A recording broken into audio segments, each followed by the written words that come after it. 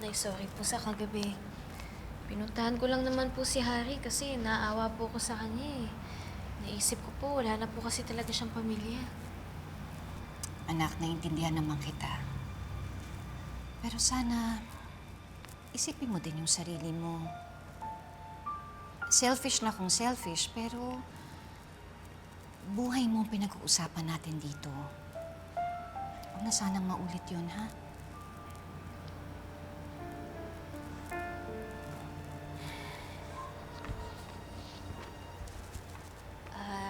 Nay, may isa pa po sana akong sasabihin sa'yo. Ano yun? Kagabi po kasi, bago pa po kayo dumating ni tatay dun sa bar, may kutob po ako na andun po si Doc Carlos. Ano? Tingin ko po kasi pinuntahan niya po si Harry eh.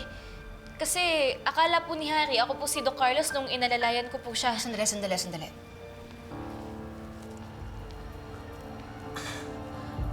Ang ibig mong sabihin, may kutob ka na nasa bar kagabi si Carlos, pero hindi ka pa rin umalis? Sorry, Nay. Hindi ka ba nag-iisip? Annalyn, hindi ba matalino ka? Anak, bakit hindi ka umalis? Bakit hindi ka humingi ng tulong? Bakit hindi mo kami tinawagan ng tatay mo? Siguro kung ginawa mo yun, baka nahuli na si Carlos at hindi na ako natatakot ng ganito. Anong kaguluhan ito? Ano nangyari sa inyo dalawa? Nag-aaway ba kayo? Eh paano, Chang? Yang magalingin yung apo. May kutob na pala na baka si Carlos nandoon sa bar kagabi pero hindi pa umalis.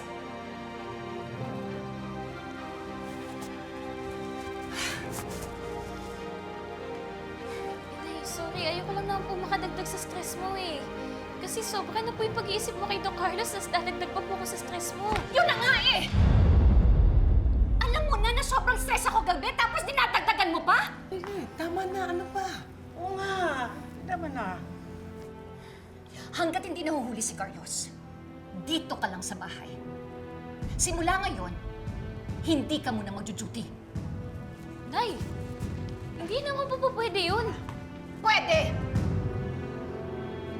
Kasalanan mo to eh. Sinikreto mo sa akin yung nangyari kagabi. Pati sana, hindi ko to ginagawa. Annalyn, pinoprotektahan lang kita. Pero Nay, kaya ko po yung sarili ko. Hindi ka uubra kay Carlos! Eh Nay, kahit naman po andito lang po ako sa bahay, kung dumating po si Doc Carlos, hindi po natin siya mapipigilan.